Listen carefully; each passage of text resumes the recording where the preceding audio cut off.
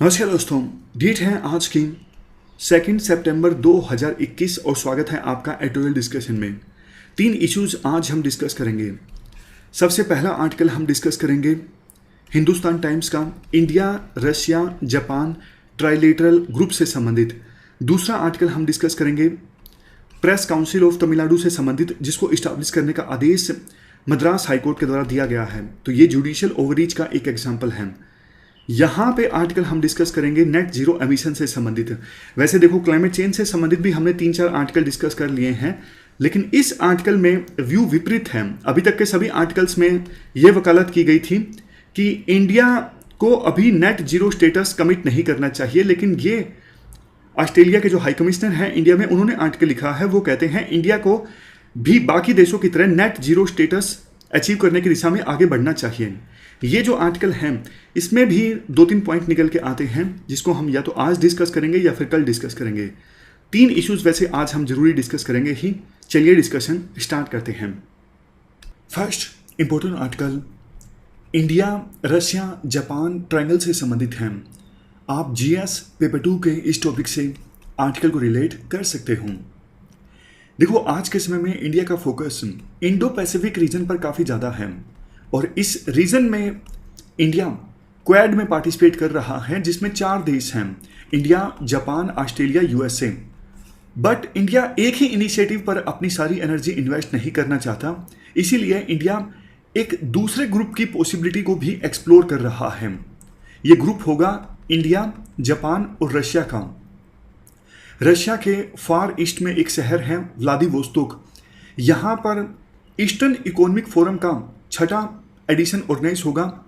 तो India possibility explore कर रहा है कि इसी एडिशन के दौरान क्या एक स्पेशल ट्राइलेटरल मीटिंग हो सकती है इंडिया रशिया और जापान के बीच। अगर देखो ऐसा कोई ग्रुप इमर्ज होकर आता है, मतलब इन 3 देशों के बीच ट्राइलेटरल रिलेशंस अगर इंप्रूव होते हैं, तो इससे इंडिया को काफ़ी फायदा होगा। एक तो देखो, क्वाड से हट के भी इंडिया किसी दूसरे इनिशिएटिव के साथ पार्टिसिपेट कर सकेगा। और इंडिया पर जो अभी आरोप लगते हैं कि इंडिया तो बस बिल्कुल पूरे यूएसए के ग्रुप में शामिल हो गया है, ऐसे आरोप इंडिया के ऊपर नहीं लगेंगे। और रशिया, जो पहले तो हमारा मित्र था, लेकिन पिछले कुछ समय में रशिया के जो रिलेशंस हैं इंडिया के साथ उतने मजबूत नहीं रह गए हैं, तो रशिया के साथ फिर से रिलेशंस को इंप्रूव करने का इंडिया के पास मौका मिलेगा। क्या ये इनिशिएटिव सफल हो सकता है? देखो, 3 देशों में इंडिया जापान रशिया है। अगर पहले हम इंडिया जापान की बात करें, इन दोनों के बीच तो रिलेशन काफ़ी अच्छे हैं, ट्रेड भी अच्छा होता है। दोनों का कॉमन दुश्मन है चाइना। दोनों देश के बीच 2+2 मैकेनिज्म के तहत रिलेशनशिप इस्टेब्लिश्ड है और क्वाड में भी दोनों देश एक साथ हैं।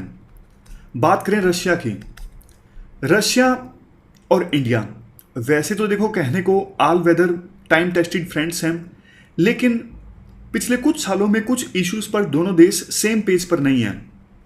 सबसे बड़ा इशू तो क्वाड का ही है। चूंकि इंडिया क्वाड में पार्टिसिपेट कर रहा है, रशिया को ये बात अच्छी नहीं लगती। मतलब यूएसए के साथ इंडिया की गहरी होती दोस्ती रशिया को अच्छी नहीं लगती। और देखो, यूएसए समेत दूसरे वेस्टर्न कंट्रीज ने रशिया के ऊपर सैंक्शंस लगाए हुए हैं। तो रशिया की इस वजह से चाइना के साथ रिलेशंस मजबूत हो गए हैं, क्योंकि जैसा आपको पता है दोनों का कॉमन दुश्मन है यूएसए। तो दोनों एक साथ आ गए हैं यूएसए से निपटने के लिए। लेकिन देखो, राइटर ये कहते हैं आज रशिया को चाइना की आवश्यकता है, इसलिए रशिया चाइना के ऊपर डिपेंडेंट है, चाइना के साथ बेहतर रिश्ते रखने को मजबूर है। लेकिन कल को रशिया की अपनी स्ट्रेंथ अगर इंक्रीज होती है, खुद रशिया अगर पावरफुल होता है, तो फिर आप देख लीजिएगा रशिया और चाइना के रिलेशनशिप में क्रैक्स आपको देखने को मिलेंगे। लेकिन ये टाइम जब तक आएगा, तब तक देखो इंडिया को प्रयास करने होंगे कि रशिया के साथ कंस्ट्रक्टिवली एंगेज करें, ना सिर्फ इंडो पैसिफिक संबंधित इश्यूज पर बल्कि दूसरे इश्यूज पर। तो ये हमने ब्रीफ में बात की इंडिया रशिया की। अब तीसरे कड़ी की बात करते हैं, रशिया और जापान। देखो, रशिया और जापान, वैसे तो जापान आपको पता है यूएसए का एलाय है, इस वजह से जापान के रशिया के साथ कोई खास रिलेशंस है नहीं। बट अब दोनों देशों के बीच कोऑपरेशन की जो अपॉर्चुनिटीज़ हैं वो काफ़ी ज़्यादा हैं। आर्कटिक रीजन में बर्फ पिघल रही है, जैसे हमने एक आर्टिकल डिस्कस किया था। बर्फ पिघलने की वजह से एक नया रूट इमर्ज होकर आ रहा है, नॉर्दर्न सी रूट। सुएज नहर से नहीं इंपोर्ट करना पड़ेगा जापान को। अगर कुछ यूरोप से इंपोर्ट करना हो, नॉर्दर्न सी रूट से भी इंपोर्ट किया जा सकता है। ये छोटा पड़ेगा, एनर्जी की भी बचत होगी। और इसके लिए देखो, रशिया के साथ बेहतर रिलेशंस होना जापान के लिए बहुत ज़्यादा लाभदायक साबित होगा। ये एग्जाम्पल भी दिया जाता है। ये northern sea route, trans Siberian transshipment route, यहां से अगर इंपोर्ट किया जाता है तो सामान जापान में पहुंच जाएगा 20 से 27 दिनों के अंदर। लेकिन अगर सुएज नहर से होके अगर इंपोर्ट किया जाता है तो सामान पहुंचेगा जापान में ऑलमोस्ट 60 डेज के अंदर, और कॉस्ट जो है वो 50% ज़्यादा होगी। तो नॉर्दर्न सी रूट से सामान इंपोर्ट करना, यहाँ से सामान एक्सपोर्ट करना ज़्यादा सस्ता पड़ेगा जापान को। और चूंकि आर्कटिक रीजन में एक बड़ा एरिया आता है रशिया का, आर्कटिक रीजन में बड़ा इन्फ्लुएंस है रशिया का, तो इसलिए रशिया के साथ बेहतर रिलेशंस मेंटेन करना जापान के हित में है। इंडिया ने वैसे देखो रशिया के फार ईस्ट रीजन में काफ़ी इन्वेस्ट किया है। रशिया का जो फार ईस्ट का रीजन है ना, वो उतना ज़्यादा डेवलप नहीं है, तो रशिया उस रीजन में इन्वेस्टमेंट अट्रैक्ट करता है, मतलब कोशिश करता है कि यहाँ पे इन्वेस्टमेंट ज़्यादा आए। और इंडिया ने रशिया के फार ईस्टर्न रीजन में इन्वेस्ट किया भी है। इन तीन देशों के बीच एक ट्राइलेटरल ट्रैक है, जापान, रशिया और इंडिया के बीच। ट्रैक 2 डायलॉग भी हुआ था। ट्रैक 2 में देखो इनफॉर्मल या फिर नॉन गवर्नमेंट चैनल से बातचीत होती है, जैसे इन तीन देशों के सिविल सोसाइटी के जो लोग हैं उन्होंने आपस में बातचीत कर ली इस प्रकार से। तो जब ट्रैक 2 डायलॉग हुआ था इन तीन देशों के बीच, ये डिसाइड हुआ था कि देखो अभी ट्रेड इश्यूज जो हैं तीन देशों के बीच उनको एड्रेस करना जरूरी है, और एक बहुत बड़ा स्ट्रेटेजिक विजन नहीं है कि तीन देश मिलकर क्या अचीव करना चाहते हैं। और देखो एक इंपॉर्टेंट चीज जो India Russia Japan trilateral relationship में है, इंडिया दोनों देशों के बीच अच्छे रिलेशनशिप एंजॉय करता है, रशिया के साथ भी और जापान के साथ भी। जापान और रशिया के बीच वैसे एक टेरिटोरियल डिस्प्यूट भी है कुरिल आइलैंड्स को लेके। सेकेंड वर्ल्ड वॉर से ये जो डिस्प्यूट है कुरिल आइलैंड्स को लेके ये चला आ रहा है। अभी 4 जो ये कुरिल आइलैंड्स हैं ये रशिया के पास हैं। रशिया का कंट्रोल है इनके ऊपर, जापान लेना चाहता है। कोशिश भी की थी जब शिंजो आबे प्रधानमंत्री थे, लेकिन सफल नहीं हो उसका प्लान। और रशिया इनको लेके काफ़ी सीरियस है। जैसे रशिया में ना अभी एक कानून आया था कि अगर रशिया में कोई भी पर्सन ये बोलता है कि क्रीमिया की टेरिटरी दे दी जाए यूक्रेन को, या फिर कुरिल आइलैंड्स जापान को दे दिए जाएं, तो फिर उसके खिलाफ आपराधिक मामला दर्ज हो सकता है। ऐसा कानून रशिया में आया है। तो रशिया भी इन आइलैंड्स को लेके काफ़ी सीरियस है, वो देने वाला नहीं है। तो ये एक इशू है रशिया और जापान के बीच। बट देखो इंडिया एक कड़ी का काम कर सकता है इन दोनों देशों के बीच। जब देश आज़ाद हुआ था ना, तो उस समय इंडिया ने ग्लोबल प्लेटफॉर्म पर बड़े रोल प्ले किए थे, जैसे साउथ कोरिया और नॉर्थ कोरिया के बीच मीडिएशन करना। तो अब इंडिया जापान और रशिया के बीच एक मीडिएटर की भूमिका निभा सकता है दोनों देशों के बीच रिलेशंस को अच्छे बनाने के लिए। इससे इंडिया को फायदा होगा, लेकिन उससे पहले इंडिया को ग्राउंड लेवल पर काम करना होगा। कुरिल आइलैंड्स डिस्प्यूट को ज़्यादा बेहतरी से समझना होगा और ऑफर करना होगा कि हम मीडिएशन करवा सकते हैं इस इशू पर दोनों देशों के बीच। तो ये हमने पूरा आर्टिकल डिस्कस किया इंडिया, रशिया और जापान ट्राइलेटरल रिलेशनशिप से संबंधित। चलते हैं आगे। इसके बाद नेक्स्ट जो हमारा आर्टिकल है वो जुडिशियल ओवररीच से संबंधित है। आप जीएस पेपर 2 के इस टॉपिक से आर्टिकल को रिलेट कर सकते हो। क्या कंटेस्ट है? देखो तमिलनाडु में एक जर्नलिस्ट ने मद्रास हाईकोर्ट में एक पिटीशन फाइल की। जर्नलिस्ट ने यह बोला तमिलनाडु सरकार की एक विंग जो है सीआईडी विंग, जो मंदिर से चोरी हुई मूर्तियों की जांच करती है, उसके खिलाफ गंभीर एलिगेशंस लगाए उस जर्नलिस्ट ने कि तमिलनाडु सरकार की इस सीआईडी विंग ने करप्शन किया है, मिली भगत से मूर्तियां चोरी हुई। तो जब ये पिटीशन फाइल की गई जर्नलिस्ट के द्वारा मद्रास हाईकोर्ट में, तो मद्रास हाईकोर्ट ने देखो आदेश तो दे दिया कि मद्रास ये तमिलनाडु सरकार की जो ये सीआईडी विंग है मूर्तियों की चोरी की जांच करती है, उनके खिलाफ इन्वेस्टिगेशन की जाए। बट इसके साथ साथ मद्रास हाईकोर्ट ने यह भी आदेश दे दिया कि जिस जर्नलिस्ट ने पिटीशन फाइल की है ना, उसके क्रेडेंशियल्स की जांच की जाए, क्या वास्तव में वो पत्रकार है भी या नहीं है।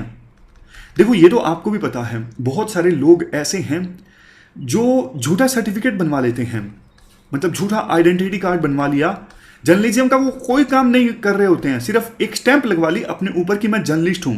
उसके बाद वो करते क्या हैं, वो लाइजन का काम करते हैं, मतलब इधर से उधर बात बनवा ली, झूठा अपना रोब दिखा दिया, कोई डील कर ली, पैसे कमा लिए। इस प्रकार की धांधली ये झूठे जर्नलिस्ट करते हैं, ये बात सच है। बट मद्रास हाईकोर्ट का ये आदेश कि तमिलनाडु सरकार अपनी प्रेस काउंसिल इस्टेब्लिश करे, जिसका नाम होगा press council of Tamil Nadu. Writer कहते हैं देखो आवश्यकता तो थी प्रेस काउंसिल ऑफ तमिलनाडु की, लेकिन जुडिशियल ऑर्डर से आना, ये तो देखो जुडिशियल ओवररीच हो गया ना। प्रेस काउंसिल ऑफ तमिलनाडु का इस्टेब्लिश होना, ये तो कानून बना के इस्टेब्लिश हो सकती है, प्रॉपर लेजिस्लेचर रूट की सहायता से। जुडिशरी ऐसा कैसे कर सकती है।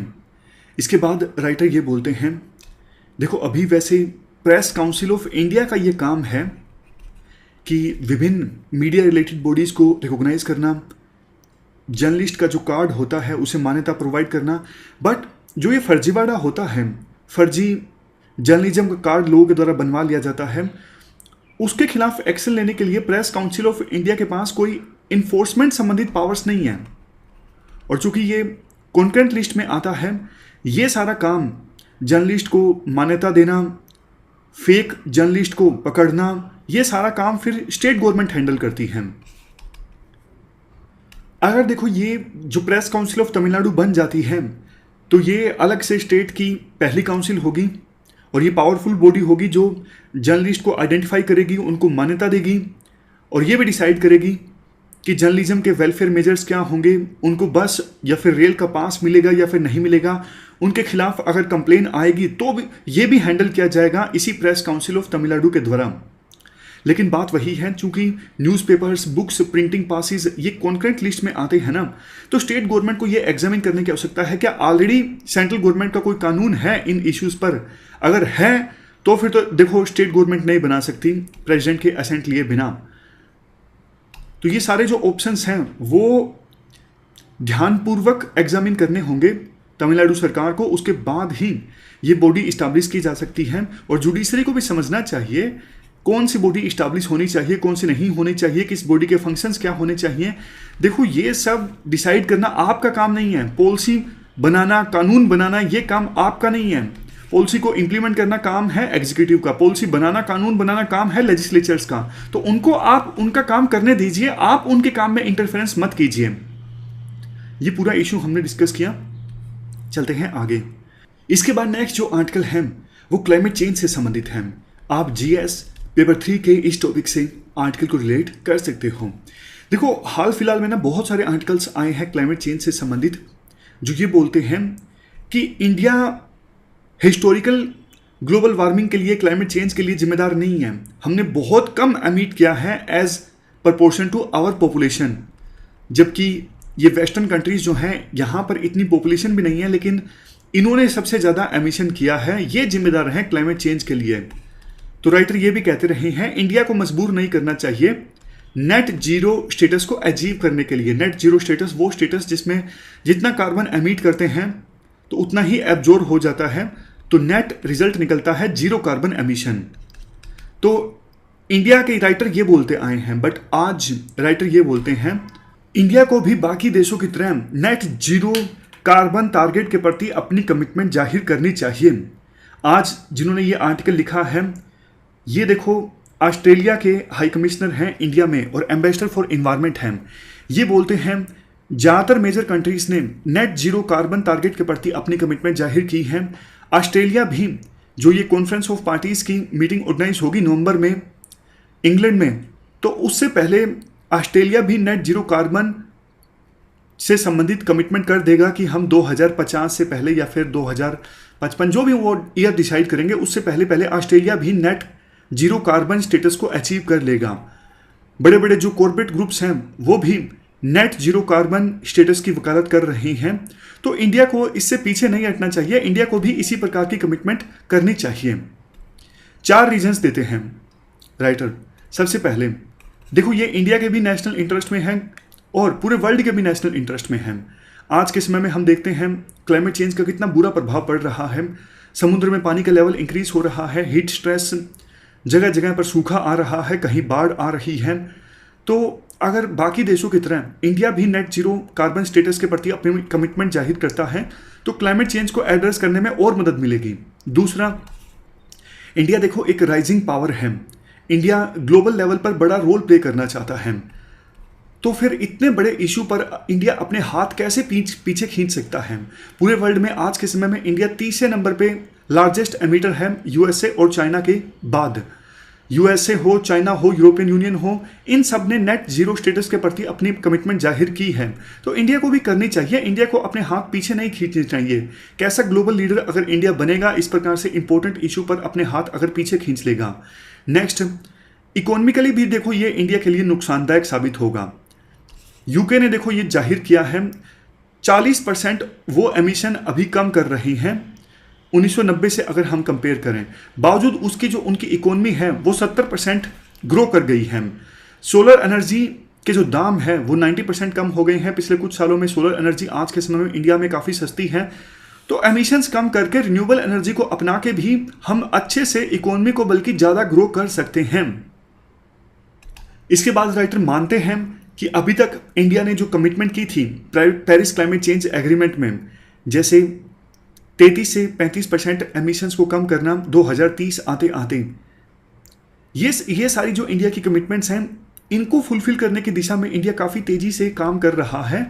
और अभी जो इंडिया की स्ट्रेटजी है वो सफल होती भी दिखाई दे रही है। एक लेवल तक तो इंडिया ने इन टारगेट्स को अचीव भी कर लिया है, बट इंडिया को थोड़ा और कमिट करने की आवश्यकता है, ऐसा राइटर बोलते हैं। इंडिया के जो कॉर्पोरेट ग्रुप्स हैं वो भी देखो आगे आ रहे हैं, जैसे Tata group winning awards on sustainability, Mahindra committed to net zero by 2014 और रिलायंस बाय 2035। ये कुछ इनिशिएटिव्स हैं अलग अलग कॉर्पोरेट ग्रुप्स के। तो इस प्रकार से हमने जो ऑस्ट्रेलिया के हाई कमिश्नर हैं इंडिया में, उनका आर्टिकल डिस्कस किया कि इंडिया को ज़्यादा कमिट करना चाहिए क्लाइमेट चेंज को एड्रेस करने के लिए। हमारी आज की इस डिस्कशन में इतना ही है। आज 3 इश्यूज हमने डिस्कस किए। Thank you very much for discussion.